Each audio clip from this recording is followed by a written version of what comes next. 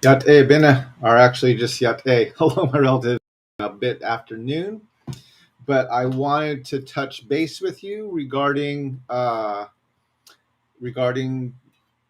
second cup of coffee. I'm just sitting down, been pondering some of the news things going on today, and there were a few things I wanted to jump on and just touch base with folks about.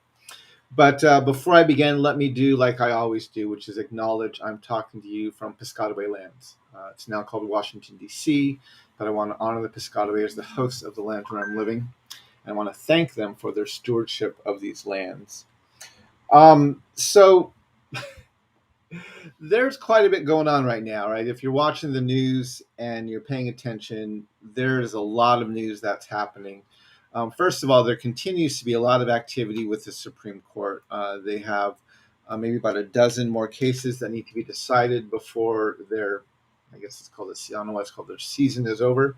And I wanted to share this op-ed from Native News Online, just talking a little bit more about the case I talked about last week with the water rights on the Navajo Nation. And I'm still reading through uh, the Supreme Court ruling regarding this case, and I intend to talk about it hopefully later this week. But I'm still putting some thought into that. But yeah, so we have a lot of Supreme Court cases coming out. They're actually making some decisions appearing to be in favor of voting rights and of making sure that people of color have some greater access to the ballot, or just it's not reduced by as much. If you're listening to the news, obviously President Biden had a state dinner and hosted the Prime Minister of India last week, and former President Obama created a bit of a stir when he criticized India and their treatment of Muslims within their own state.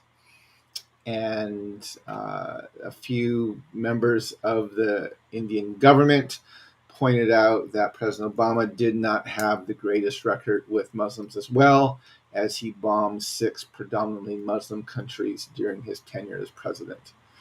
And this just points out the challenge of the U.S. trying to play the moral police of the globe, because we have done so many things and continue to do so many things. We have no integrity to call out anybody, right? We have no integrity to do that. What we have done and what we are doing is just, it's so blatant that whenever, if when foreign governments are criticized by the U.S. government or by former leaders of our country, it's so easy to defend themselves because we have no record to stand on, right? Whether it's mass shootings, whether it's treatment of people of color, whether it's treatment of women, I mean, all these things, we do this constantly. And so it was just, I wanted to point out that, yeah, in this article regarding the remarks made by former President Obama, by Mr. Obama, that and I'm not saying that we should not be pushing India to work harder to treat Muslims better. I'm not saying we shouldn't be doing that. But when we do it in a way that says, well, you have a problem and we don't, or we don't acknowledge our own struggles to treat people as equals within our own society, it makes it easy for nations to dismiss us with just these, well, hey, look what you've done. How dare you criticize us? And that's one of the biggest problems with the myth of American exceptionalism, which Mr. Obama buys into fully, which is when we claim we're exceptional, when we claim we're somehow better, superior, or above everybody else, or we've made so much more advances or so on and so forth, and we don't even know our own history, then it allows our words and our even our desires to do what is right or just to fall on deaf ears, because we have no integrity, but we're completely unaware that we have no integrity. And so anyway, I just wanted to point that article out to you. Again, I'm going through the headlines here because there's so much going on right now, and I don't have deep thoughts or comments on everything. I have a few things I want to talk about after this, but I also wanted to to talk about, obviously, what's going on with Mr. Trump. And I did look it up, and the way you're supposed to refer to former presidents is not President Obama or President Trump or President Bush, but by Mr. Trump or Mr. Obama or Mr. Bush. That is apparently the formal way to refer to former heads of state. Anyway, there was a recording that was already released in some of the investigations, but it came out publicly this week, where Mr. Trump is appearing to, you might want to say, brag about the fact that he has classified documents. And again, the man is like a child. And you just have to remember, he talks about things as a child would. And again, his campaign responded that said they did nothing wrong, but he clearly brags about the fact that he has classified documents in his possession after he left office. And so I don't know how you get any more blatant than that, but it's dominating the news right now. Another thing that's dominating the news is this whole stuff with the attempted coup in Russia with the mercenary group. And now the U.S. and everyone is pointing out how this really weakens Vladimir Putin, President Putin. But he's working very hard to come out strongly against this and to claim he still has power. He still has a firm grip on his country, even though he's already basically pardoned the people who attempted to do the coup. And they're already pardoned them. They're not going to press charges against them. They're going to let them off, right? So obviously he has either learned from or just acts very similarly to U.S. politicians who have a very weird and a very weird sense of what justice is, and will do anything to look powerful even when there really is no power there. But anyway, that is going on, and that's dominating some of the airwaves today regarding what's going on or what has gone on in Russia. And so those are some of the headlines. And again, I don't have deep thoughts on all of these things, but I wake up and I listen to my news podcast, and I get bombarded by all of these stories kind of laying out the stuff that is going on around the globe. And I just wanted to give you some thoughts on what is happening there. If you follow me on social media, you'll notice that I did post something to my social media this morning, both to Twitter, to Instagram, and to Facebook. And I'm going to put that now into the chat. And I put the most complete form of this into my Facebook account. I put something more abbreviated into my Twitter and Instagram. But this is what I've really been thinking about. And this is coming back. I just returned from a consultation at the Calvin Institute of Christian Worship in Grand Rapids last week. And I was able to be in a lot of really good discussions, both laying out the work I'm trying to do, but hear the work other people are trying to do, especially in regards to the church and some of these issues regarding social justice and other things like that. And I tweeted this morning. This was actually on my Facebook. I said, in the boarding schools, Western Christianity taught our people that we were pagan to see and worship God in or through creation. They demanded we accept without question a God who at one point had literally been carried around in a box. Of course, I'm referring to the Ark, and now was revealed primarily through a book that they had conveniently translated, edited, and published themselves. The church and the government founded these boarding schools only a few decades after the U.S. had completed its self-proclaimed manifest destiny over Turtle Island, but had failed to fully eradicate us through ethnic cleansing and genocide. And it's getting some fairly decent reaction throughout all of my social media, both on Twitter, Instagram, and Facebook. And people are commenting on it and sharing it a little bit. But this is really some of the stuff I'm thinking through as I'm working more intentionally on my book, Decolonizing Faith. And as I'm really trying to, one of the things I'm working hard to do in my book, Decolonizing Faith, is I'm trying to challenge some of the premises or the assumptions of Western Christianity. Not only the way that the church has misused its scriptures to do things like the ethnic cleansing and genocide or the promised land theology that they co-opted to enact these oppressive things. But I'm also looking at how the scriptures themselves lend to a mentality that allows you to condone things like ethnic cleansing and genocide and the mistreatment of women and all these other things.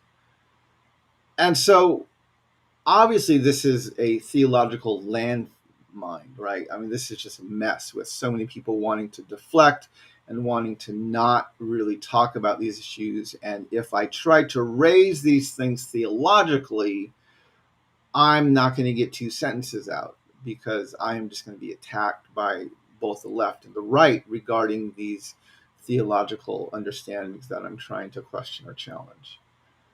So what I'm doing is I am speaking as the grandson of my grandparents who are boarding school survivors and who worked under the auspices of the white missionary all of their lives.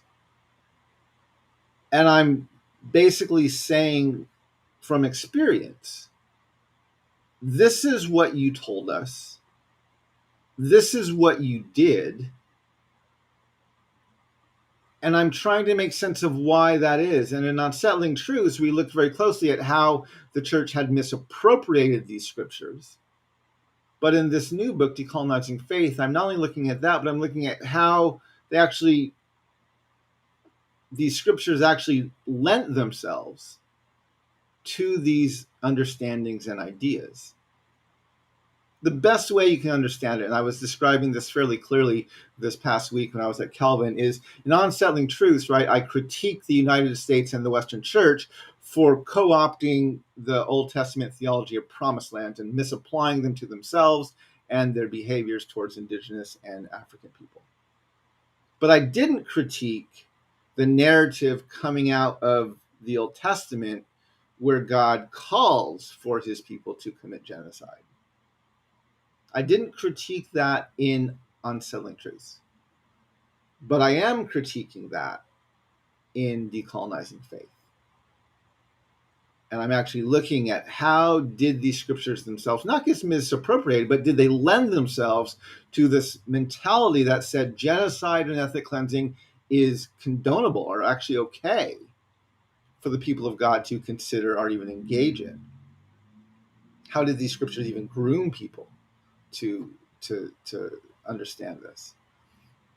And so, again, I'm trying to think through my grandparents and my people's boarding school experience of what they were told, what they were taught at home, right? Be even based on my experience of living on the reservation and watching the sunrise in the mornings and going out and praying and communing with Creator every morning, right? What were they being taught and learning at home about Creator and about their spirituality and their existence in this earth? And then what were they being told in these boarding schools? Again, and this is just a few decades after Abraham Lincoln and the U.S. government had systematically gone through both the northern, southern, and central routes of the Trans-Central Railway, ethnically cleansing people to complete manifest destiny. Ended in 1869 with the driving of the Golden Spike in Utah. And then in the 80s and the 1890s, right, we had this whole boarding school initiative begin to get born. And so, again, my grandparents who were in boarding schools in the early 1900s, right, they knew the stories of what happened to our people during the Long Walk. They may not have known this was a manifest destiny issue, but they knew what had happened by these very same people. And now they were being told that they had to give up their understanding of their spirituality and their sense of God or connection to Creator. And they had to adopt this version that was revealed through a book that was controlled, translated, edited, and published by Western Christians. And when you read through the book, you read these fascinating stories about this God who's not revealed through the rising of the sun and the crashing of the seas and the vastness of creation, but who at one point was actually confined to a box. A box. The Ark of the Covenant that was carried around. That must have been mind-boggling. Of like, how is this even make sense? That you have a God who can fit into a box. But this is what they were being told. And when you think about it, right, it sounds absurd. It sounds absurd. I've watched the sunrise for almost 2 decades now. It does something really, really deep in your soul when you watch the sunrise every morning and greet that experience with your prayers. It fundamentally changes your understanding of your place in this world, and even your understanding of Creator and how and who or what's in charge. Fundamentally, right? This is after just 15 to 20 years of doing this.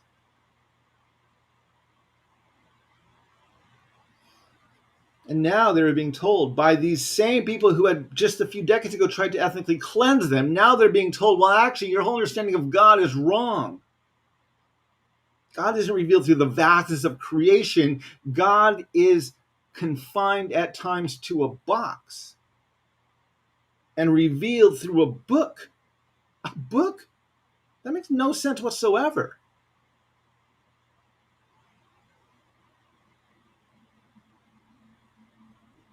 And I'm trying to imagine how my grandparents or others like them sitting in these boarding schools being told these things. What they must have thought if they understood what was being said to them. Again, I'm sure translation was a huge issue. This is what they were being told, and these were the stories they were being told that they had to embrace. And that must have been just a surreal experience for them. Again, probably would have had a more profound response to it had they not been fearful for their lives and separated from their parents and punished at any opportunity, severely at times.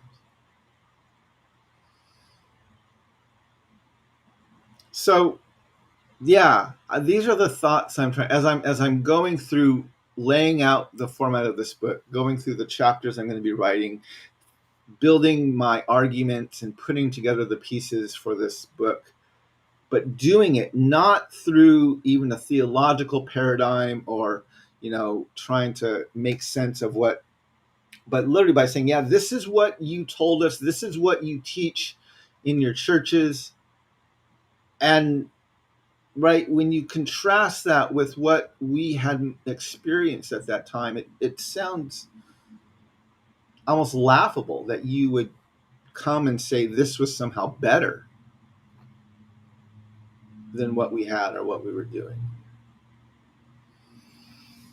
So anyway, this book is, I'm still working very hard to stay on track. I want to finish the book by the end of the calendar year. I would love to turn in my manuscript by the end of the year. I do recognize it's only 6 months left and I have a lot of work to do. One of the reasons is this is why I'm extroverting about it, because to talk through it and think through it and to explain it actually helps my writing process, because I'm an extrovert and I need to get things out in front of me. And it's best even to do that with in a conversation or in some sort of public forum. And so I'm trying to use some of my social media to do that. I'm actually on my Patreon. I have what used to be called my Unselling Truths tier is now my Decolonizing Faith tier. And in that tier, I'm actually going more in depth into some of the arguments in these chapters and the things I'm really trying to work on. And I'm going to be doing that later this week. This Thursday, I'm going to post a video to my Patreon. So if you want to be a part of that conversation, even more in depth, as I think through building the arguments of these books and trying to lay them out a bit more publicly, I invite you to join that to join my Patreon and be a part of that tier. I'll put a link for it here on the site right now, but you can get that right in here. Actually, let me put it down this way. It's probably the best way to put it. We'll go there. There we go. So yeah. So anyway, so if you want to join that conversation, you can do that on my Patreon. The other thing I wanted to talk a little bit about is just a few stuff I've been thinking about. Well, I'll come back to that. I wanted to talk a little bit more about sleep, because I've actually been one of my New Year's resolutions this year was to work on my sleep and to work hard to sleep more. My challenge is I'm a morning person, but I'm also uh, I'm an extrovert, and I find it challenging to go to bed early, especially when people in my household are still awake, or people who I know are still awake and I can talk to them. And so I end up usually going to bed fairly late and waking up fairly early in the morning. I've done that most of my life. I can survive, I can function pretty well on 5.5 to 6 hours of sleep a night, and have done that again most of my life. But as I'm getting older and as I'm thinking about just my sleep patterns and what's healthy and what's even necessary for recovery um, from the daily activities and for our brains, right? 7 to 8 hours of sleep is actually not only beneficial, but very, very wise, very, very helpful, almost necessary, you might say. And so I've been working a lot this year about how to make sure I'm sleeping more. That's actually one of the reasons why, if you've noticed, and follow me on social media, you probably have seen I have not done a sunrise in the past few months. I actually haven't done it since before my surgery. And there's two reasons for that. One is because I've been recovering from surgery and it's been harder to get in and out of the car. And so for most of May, I was not watching the sunrise because I was recovering from my hip surgery. But I haven't watched it much in June yet, even though I'm getting in and out of the car fairly easily now, because the sun is rising unbelievably. It's rising out here at 5:45 in the morning right now. And right, so to get more than 6 hours of sleep, I have to be in bed before 11, and possibly even soon after 10. And that is very challenging for me to do. And so I haven't watched the sunrise near as much. I haven't watched it at all in the month of June yet. I did watch it once in New Mexico back in May, in May. But anyway, so I'm planning to get to bed early tonight and to go and watch the sunrise tomorrow morning. So you can look for that video on social media. But I've been doing a lot regarding my sleep, and I'm trying to make sure I can get 6 to 7 hours. And I want to have a more in-depth conversation about sleep and the stuff I've been researching and the stuff I've been thinking about and how very good and necessary it is. But so I'll probably have that sometime later next week or later in July. I want to maybe do a whole segment of coffee just talking about sleep and the challenges I've been facing to make sure I'm getting adequate sleep every night. But so we'll talk about that later. I didn't want to jump on too long today, but I did want to cover some of these things. And I wanted to lay out some of the stuff I'm working on, especially as I'm thinking about Decolonizing Faith and the book that I'm trying to write. I also wanted just to highlight that I have a schedule for this next week on my Patreon. And so again, if you're interested in following me on Patreon, I have several tiers on there and several things I'm trying to do. So tomorrow I'm going to release my monthly update, which is a part of my supporters tier, which is the basic tier. It's $5 a month. For my Ask Questions tier, which gives a Q&A with me once a month, as well as a Q&A with a guest. I'm going to do the Q&A with myself on Wednesday night. It'll be at 8 p.m. tomorrow night and Eastern time, and that will be on my Patreon. So if you'd like to join that Q&A, and that's just a chance to go in depth or answer questions about all of the work that I'm doing or things I've been talking about, and you're welcome to join me on that.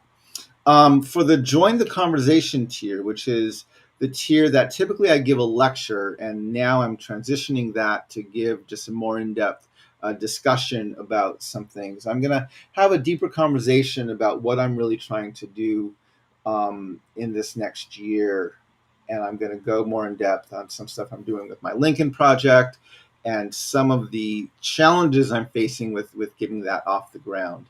And so I'm going to be talking about that. I'll probably post that video to my Patreon on Thursday. And then for the Decolonizing Faith tier, I'm going to be hosting a Zoom call on through Patreon on Thursday, June 29th at 8 p.m. And anyone who is a part of the Decolonizing Faith tier. And there I'm going to go more in depth into the stuff I've been mentioning today, but thinking about a lot these past few weeks regarding some of the ways that the Old Testament and the Christian Bible or scriptures lend itself to the mentality that condones genocide and ethnic cleansing. So I'm going to be talking about that a little bit more later this week, and that's all going to be in my Patreon. The one change I'm making is to my Ask Questions tier, because some of it has been my schedule, others of it has been I have not been able to get as many guests this past few months on my second cup of coffee as I would like, and people I have invited were not able to make it. And so I haven't done a Q&A with a guest in about a month and a half, maybe even 2 months now. And I'm trying to figure out what I can do in place of that, because I in some sense, I just can't promise something I don't have. And so I'm going to be making a few tweaks to the Ask Questions tier. The goal is still to try to get a Q&A with a guest once a month. But at times when the scheduling for that just doesn't work out, I want to offer something a bit different. And I'm thinking through, and I'll announce that later this week, what I'm going to do for that Ask Questions tier. But you can find all of that on my Patreon. And also, I just want to let people know that if you want to get a copy of Unselling Truths, this month in June, I've been offering free shipping. And so that's going to last through the end of this week, through the end of June. So if you would like to order a copy of Unselling Truths, you can get a copy from my website. And shipping is free anywhere within the U.S., the continental United States, through the end of this month. So feel free to order that if you would like to. But other than that, I hope this has been helpful and been intriguing to think about some of these things. I deeply appreciate all of you. Thank you for joining me for this cup of coffee. Let me just look through the comments and see who's online here with me. I know I saw Phil Fox earlier. Yat A, Mr. Fox. Thank you for joining. Mary Myers, Yat A, thank you for joining. It's good to have you here. Shantina, Yat A, thanks for joining from Virginia. It's good to have you here. I appreciate everybody. George, Yat A, Benny, absolutely. Please share this and let it get out there so we can hopefully deepen the conversation. Yeah, I appreciate everyone for joining. This is something I look forward to doing. I usually try to do this about twice a week. And so usually on Tuesdays and Thursdays, I hope to keep doing my Second Cups of Coffee. It's available on Facebook, on YouTube, and I post it as a podcast, usually within an hour or two after I finish the live stream. So anyway, hope this is helpful, my relatives. Walk in beauty, and may we all learn how to walk in beauty together. And go on that.